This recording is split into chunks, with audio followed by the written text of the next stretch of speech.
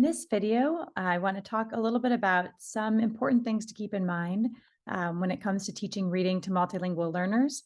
And I'm framing this mini lecture around opportunities, challenges, and strategies.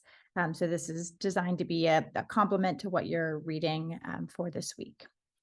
And I want to start with opportunities because a lot of times in general, when we're thinking about supporting multilingual learners, but especially with reading, it's easy to focus on the challenges, what's hard, and what students lack, as opposed to what they bring. So I wanted to begin first by talking about opportunities, and then we'll move into some of the challenges and strategies for mitigating those.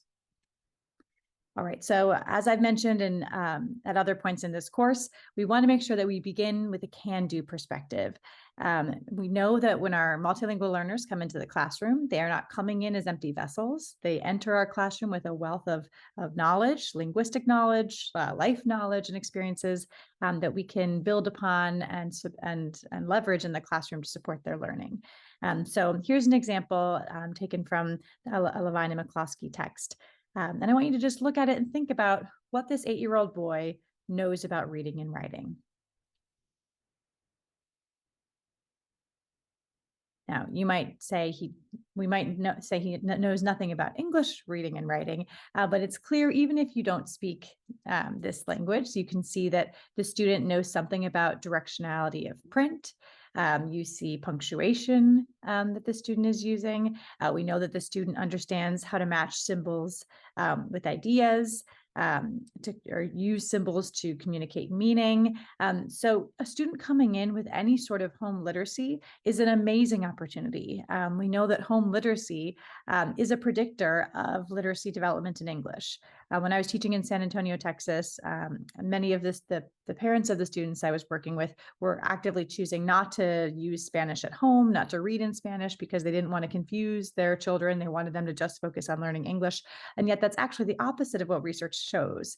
We know that students who have a strong base in their home language, especially when it comes to literacy, do better when it comes to reading and writing in English.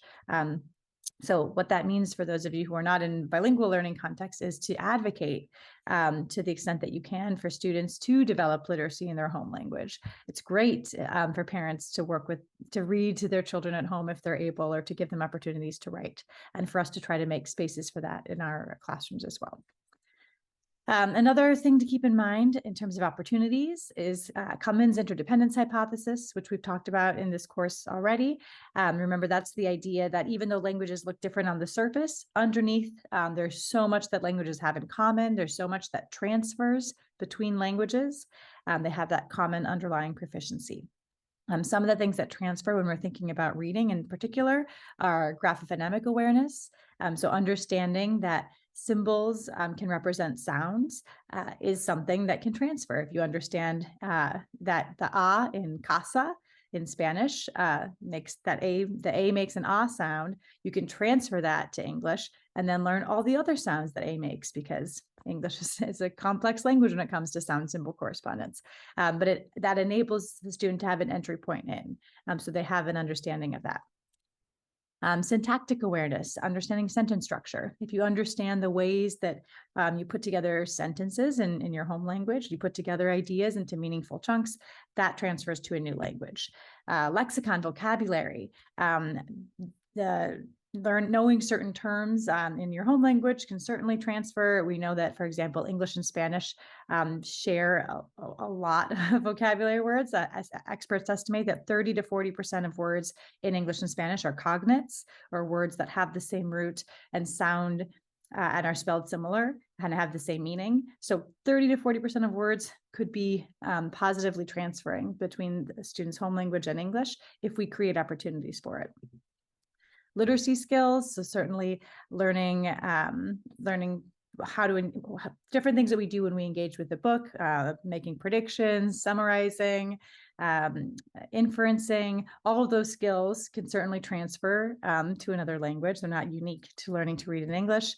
And of course, prior knowledge and experiences, all that body of knowledge that students come in with. can be accessed in a student's home language, and that helps a student as they're learning in English as well. So lots to build upon, many opportunities that we have for leveraging what our multilingual learners are already bringing into our classrooms. Okay, so with that, 2 points of what we know from the research, and this is based on a recent article from Dr. Claude Goldenberg. Number one, we know that the basic foundation of effective literacy instruction or effective literacy education for English learners is the same as effective literacy education for anyone learning to read in their home language. So essentially, what works for students learning to read in English as their home language also works. Those basic foundational skills and instructional strategies work for English learners. However, we also know that there are differences in learning to read in a new language that require some targeted supports. So that students might benefit from some targeted ELD instruction embedded within their regular content learning or their regular language arts learning from the very beginning stages of reading to the more advanced. So all the basic foundations of learning to read are the same, and yet we also know that there are some specific ways that English learners benefit. All right, so with that, I want to move to talk about 3 challenges and some strategies for addressing them. There are other issues and other that we could discuss here, but I just wanted to keep our time focused on these 3 and encourage you to think of some ways to address them. All right, so the first challenge that we're going to talk about is identifying sounds in English that don't exist in the student's home language. And this is something that's especially challenging with English because our language is based on phonemes, it's based on sound symbol correspondence. And so it can be challenging for students who are learning English as a new language to begin to hear the sounds that aren't a part of their home language. So to illustrate what I mean by this, we're going to watch a brief clip from a TED Talk that shows how children or babies before their first birthday are already starting to become attuned to the language sounds, to the sounds that are part of their home language, and to begin to exclude the sounds that are not part of their home language. So listen to 2 mothers speaking Motherese, the universal language we use when we talk to kids, first in English and then in Japanese. I love your big blue eyes. So pretty and nice. うわー、大きな茶色いお目目。そして綺麗な黒い髪。During the production of speech, when babies listen, what they're doing is taking statistics on the language that they hear. And those distributions grow. And what we've learned is that babies are sensitive to the statistics, and the statistics of Japanese and English are very, very different. English has a lot of R's and L's, the distribution shows, and the distribution of Japanese is totally different, where we see a group of intermediate sounds, which is known as the Japanese R. So babies absorb the statistics of the language, and it changes their brains. It changes them from the citizens of the world to the culture-bound listeners that we are. So as you saw in that video, the way that the sounds that are part of English and the sounds that are part of Japanese differ. In Japanese, R and L are not separate sounds. There's an in-between sound that, as Dr. Cole said, is the Japanese R. And so Japanese speakers who are learning English can sometimes struggle to hear the difference between R and L, because for them, there isn't a meaningful difference. They don't hear those as separate sounds.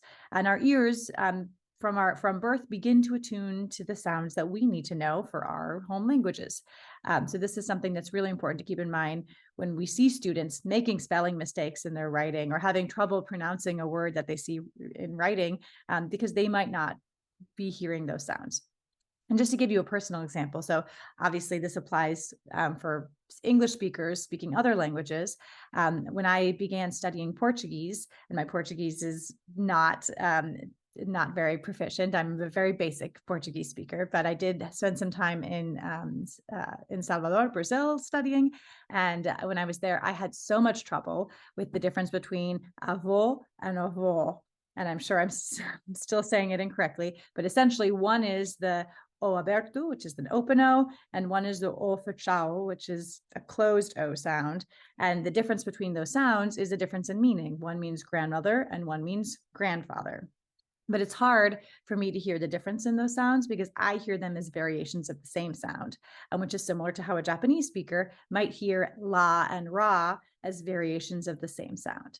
So you can see that this is something that teachers should know about, teachers of multilingual learners should know about, and be attuned to in supporting students in their reading and writing.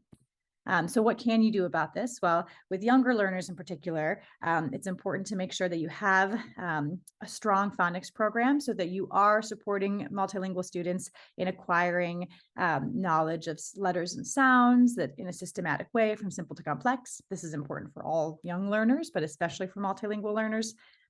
And we know that this kind of word recognition skill is the bedrock for successful reading acquisition. And it's also important to not just have a good phonics program, but also review your phonics program with an eye towards your emergent bilingual students. So think about, you see an image here, what words might be unfamiliar? If you're using certain words to teach sounds and they're words that students don't know, that's not very effective, right? So can you think about some vocabulary that you might want to pre-teach or certain words you might want to change, still practicing the same sound, but making sure they're words that would be meaningful to the emergent bilingual student. And you also might think about which sounds in particular would be challenging based on the student's home language. So we just talked about la and ra, we talked about L and R for Japanese speakers. I gave my example of what would be difficult for me going into Portuguese from English. But there are lots of resources that can help us identify in advance some of the challenges students might encounter because there's certain things that don't exist in English that exist in another language or vice versa. This is a great book, for example, that I recommend you check out, Language Transfer Issues for English Learners. And it has specific examples of sounds that don't transfer issues that might occur. So you see here, for example, with Spanish, the g as in goat and the j as in giant there. These are places where you might have a transfer issue. The H is in hen because in Spanish, the H is silent. And they have this for other languages as well, Vietnamese, Hmong, and Haitian Creole. So, and the book doesn't just focus on sound symbols, it focuses on other aspects of transfer as well. But as an educator, if you know that these are certain areas where a student might struggle, you can prepare lessons specifically focusing on these and do some contrastive analysis between their home language and English to really make explicit to students what's similar and different. Okay, so that was challenge number one. Moving on to challenge number two, learning all the new vocabulary. We know that vocabulary acquisition is an important part of learning to read. Next week, we're going to talk about vocabulary as our main topic. So I'm not going to spend too much time digging into it here, but I did want to give you a little preview of what some of the things we'll be talking about next week. So I wanted to provide one strategy that I want you to consider. Okay, and that is word walls. So when I was teaching second grade in San Antonio, Texas, I had a word wall, a very traditional alphabetic word wall. I imagine many of you who teach younger learners might have them. And I want to push you a little to think about how you might design a more useful and engaging word wall for your emergent bilingual students in particular. So to illustrate that, here is an example of a word wall. And I want you to take a look at it and think about how many words on this word wall you can recognize. And I would imagine not too many. You might be able to make some guesses about words that seem to be cognates. Like there's a word that looks kind of like astronomy, perhaps. Maybe avion has something to do with flying or plane. Perhaps that's similar to the Spanish word avión. But in general, this list, not very useful. You can imagine if you were a multilingual learner in this classroom, or if you were a student who was learning Slovenian, which is this language, you probably wouldn't be learning these words very quickly in their format. And yet most of us, or many teachers who have word walls, put them up in alphabetical order, right? And just add the word to the list. Now, I want you to look at a word wall in the same language, but organized completely differently. And see what you can pick out, what words you can recognize. Now imagine you're already saying, well, with the visuals, I can pick out words like flashlight and sun, toaster, and I can even see that that's a cognate with English. But I imagine you can even tell me what the words mean that don't have images to go with them. For example, you can probably figure out that this might be a cognate like energy, and you see the groupings here. So you might start to realize, oh, these are different types of energy. So this looks like maybe it's sound. This one might be heat. This one might be light. And when you see some sentence frames down here, and again, we don't have the translation for English, what it says, but I bet you can start to make some guesses about what the sentence frames might even be saying as well. And by the end of this exercise, you might be able to say a full sentence in Slovenian based on this word wall. Now, what's different? Certainly it's has images, right, which helps support learning new vocabulary, but it's also organized in a completely different way. This is what's called an interactive word wall. Interactive because it's structured in a way that's focused on grouping the content that's being learned into categories. So it's not lists of vocabulary words. They're very intentionally grouped. And it's also designed to be a word wall that you do interact with. The sentence frames there are intentional, that you come back to and you practice and engaging with. So I encourage you as you're thinking about, especially if you teach at the younger ages, but I think this is a strategy that can apply beyond just the early elementary grades. In what ways do you organize print that's in your room? And how can you think about maybe restructuring something like a word wall to support vocabulary development through something that is more categorically organized? And we'll talk more about vocabulary strategies next week as well. All right, and last but not least, challenge number 3, having sufficient prior knowledge for text comprehension. This is huge. Students bring knowledge to decoding, to understanding a text. Just decoding the words on the page does not ensure that the students will understand it. And it is so important that students have the background knowledge they need to be able to make sense of what they're reading. So let's talk about this a little bit with some examples. I want to start with a quick exercise for you. I want you to use your knowledge of English, bring your linguistic knowledge here and your background knowledge to this passage. And I want you to see if you can fill in the blanks for for the missing words in this passage. And I'll give you a minute to read through it. And in your head, see if you can fill in the blanks.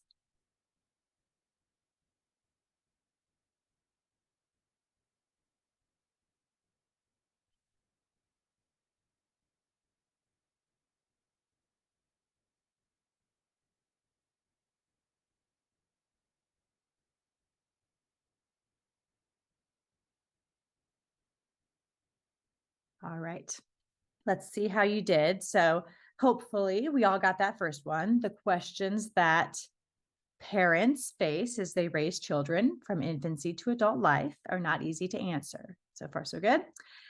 Both fathers and mothers can become concerned when health problems such as coughs, colds, and coughs arise anytime after the early stage to later life. Experts recommend that young children should have plenty of sleep and nutritious food for healthy growth. Boys and girls should not share the same bed or even sleep in the same room. They may be afraid of the dark. All right. Excellent. Well, hopefully you got these answers, bringing your background knowledge and your ability to make predictions about these words. You're bringing your linguistic knowledge to this text. Unfortunately, if this is the answer that you got, if this is how you filled it in, that was wrong, because this is a text about chickens, obviously. The correct text should read, "The questions that poultrymen face as they raise chickens from incubation to adult life are not easy to answer. Both farmers and merchants can become concerned when health problems such as cough arise anytime after the egg stage to later life. Experts recommend that young chicks should have plenty of sunshine and nutritious food for healthy growth. Banties and geese should not share the same barnyard or even sleep in the same roost. They may be afraid of the dark." Now, why was it that so many of you, I imagine, did not fill in the passage this way? How did you get it so wrong? Well, you did not have any context for making sense of this passage, right? There's no reason why you would have assumed it was about chickens and poultrymen. So you brought the best knowledge you had. You're in a TESOL program right now. You're learning about students, children, and parents. Kind of seem to make sense. Many of you perhaps are parents. And so it's easy to see how you began to fill in the blanks in that way. And I think this is an important message to keep in mind when we think about background knowledge. The lens through which we're reading a text is going to inform what sense we can make from it.